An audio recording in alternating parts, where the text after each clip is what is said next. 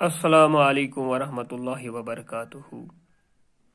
عزیز طلباء و طالبات، آپ کو یاد ہوگا کہ ہمارا موضوع جو ہے ہم درسی کتاب میں شامل تیسرا مضمون پڑھ رہے ہیں، اور جس مضمون کا عنوان ہے اردو کہاں پیدا ہوئی۔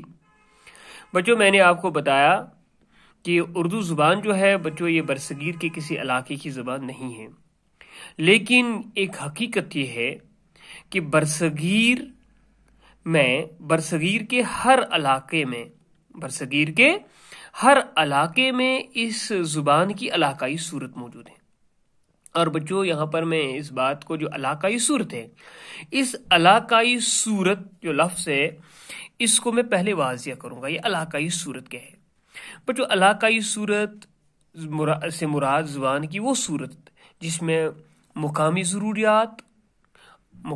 ضروریات اور لب و لہجہ کے اعتبار سے کچھ خاص یا مخصوص لسانی خصوصیات شامل ہو گئی ہوں، اس سے مراد ہے علاقائی صورت۔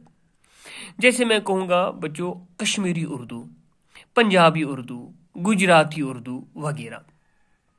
یہ لسانی خصوصیات، مخصوص لسانی خصوصیات یا لب و لہجہ سے کیا مراد ہے؟ جب کسی زبان میں دوسری زبان کا لب و لہجہ آ جاتا ہے۔ لب و لہجہ سے مراد ہے لب و لہجہ۔ بچوں یہاں پر لفظ آیا ہے لب و لہجہ، آپ اس کو دیکھ سکتے ہو۔ بچوں یہاں پر لب و لہجہ ہو گیا طرز کلام، لب و لہجہ ہو گیا طرز کلام، لب و لہجہ ہو گیا بچوں تلفظ۔ جب کسی زبان کو دوسری زبان بولنے والے لوگ، کسی زبان کو دوسرے علاقے کے لوگ جب اس زبان کو بولتے ہیں تو بچوں وہ اس طرح سے نہیں بول پاتے ہیں جس طرح سے وہ لوگ بولتے ہیں اس زبان کو جس علاقے کی وہ زبان ہوتی ہے۔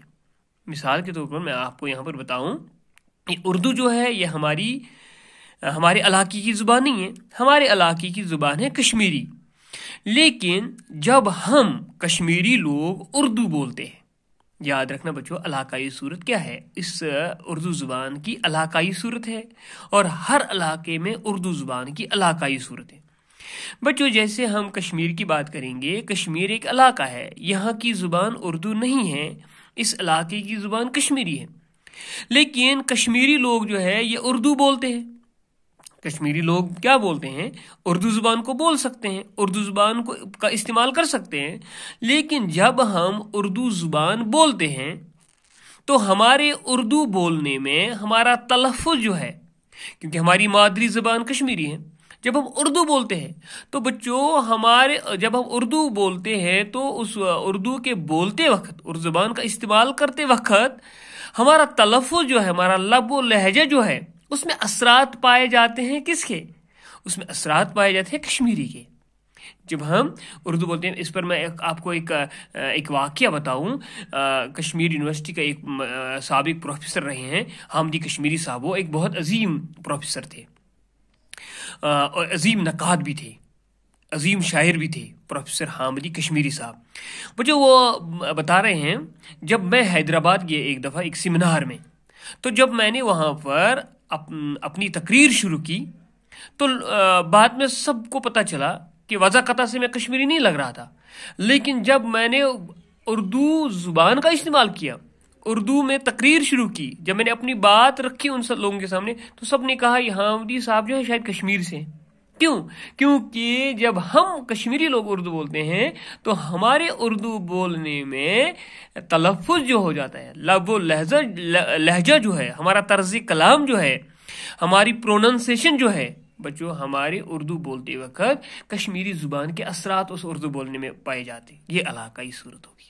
اسی طرح سے اگر ہم کوئی پنجاب سے شخص ہے، اس کے ساتھ ہم اردو بولیں گے، بچوں اس کی اردو اور ہماری اردو جب ہم آپس میں خیالات کا اظہار کریں گے، کسی پنجاب کے رہنے والے پنجابی سکھ سے بات کریں گے، تو بچوں جب وہ اردو بولے گا تو جب ہم اردو بولیں گے، ہمارے اردو اور اس کے اردو میں فرق ہوگی، کیونکہ اس کا اردو جو ہے جب وہ تلفظ کرے گا، جب وہ اردو بولے گا تو اس کے اردو بولنے کے وقت، اردو کا استعمال کرتے وقت بچوں اس کا لب و لہجہ جو ہوگا وہ پنجابی ہوگا، اس کے اردو میں اثرات ہوں گے پنجابی زبان کے، بچوں اس کو ہم کہیں گے وہ پنجابی اردو بول رہا ہے۔ ہم جب اردو بولیں گے تو ہم بولیں گے کشمیری اردو، کیونکہ ہمارے اردو بولنے میں کشمیری زبان کے اثرات پائے جائیں گے، تلفظ جو ہوگا وہ کشمیری ہوگا۔ اسی طرح سے پنجابی جب اردو بولے گا بچوں، اور بولے گا تو وہ اردو، لیکن اس کے اردو لب و لہجہ میں طرز کلام میں اردو پنجابی کے اثرات پائے جائیں گے، تو بچوں اس کو کہتے ہیں پنجابی اردو۔ اسی طرح سے دوسرے علاقے کے لوگ، گجراتی جب بات کرے گا اردو میں تو اس کے زبان میں اثرات پائیں گے، اپنے علاقے کی زبان جو ہوگی وہ اس کے اثرات ملیں گے ہمیں اردو بولتے وقت۔ بچوں اس سے مراد ہے علاقائی صورت۔ گویا بچوں کشمیر میں جو اردو بولی جاتی ہے اس اردو کو کشمیری اردو کہا جاتا ہے۔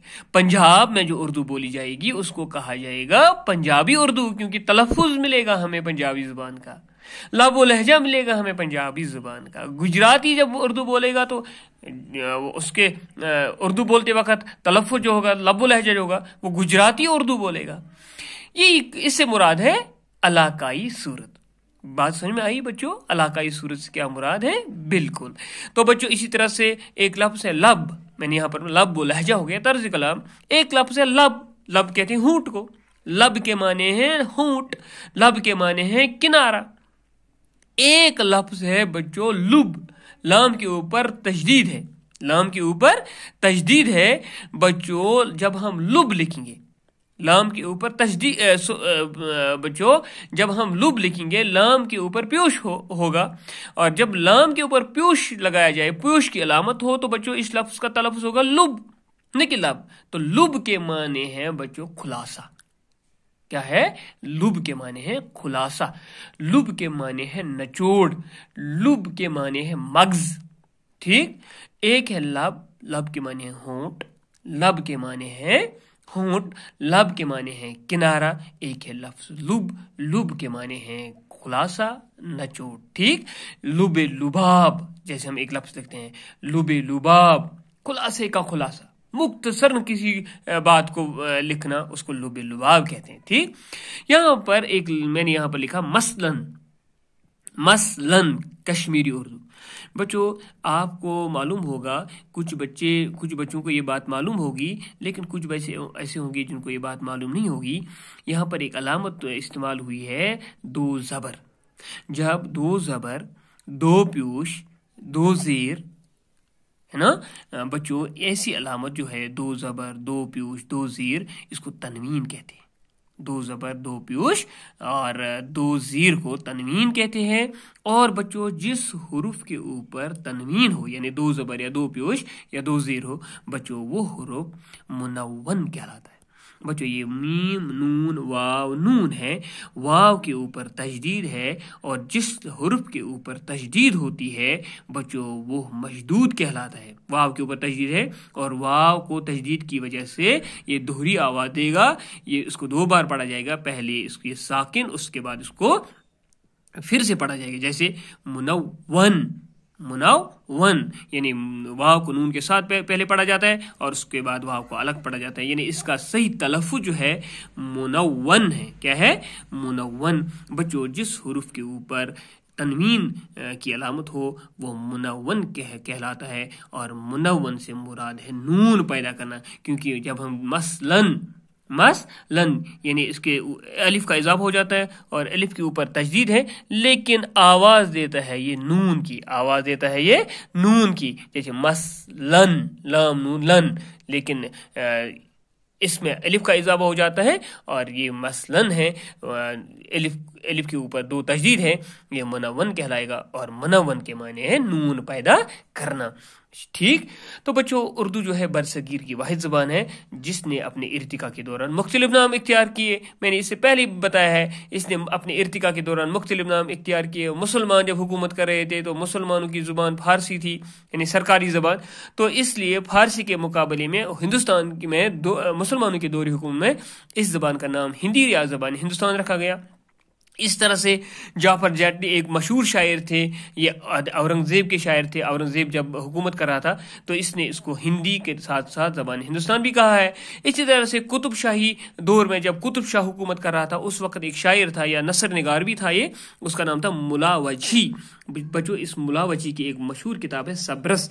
یہ سبرس کیا ہے؟ یہ اردو کی پہلی داستان ہے، قدیم ترین داستان ہے اور اردو کی پہلی کتاب، نثری کتاب ہے۔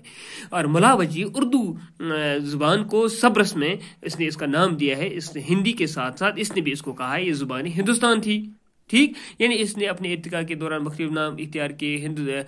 مسلمانوں کے دور حکومت میں اس کو کبھی ہندی کہا گیا یا زبان ہندوستان کہا گیا۔ اس طرح سے ایک شاعر نے جو اورنگزیب کے دور حکومت کے شاعر تھے اس نے اس زبان کو نام دیا ہے ہندی۔ اس طرح سے قطب شاہی کے دور میں ایک ملا وجھی ایک شاعر گزرے ہیں، اس نے اس کا نام دیا ہے ہندی یا زبان ہندوستان۔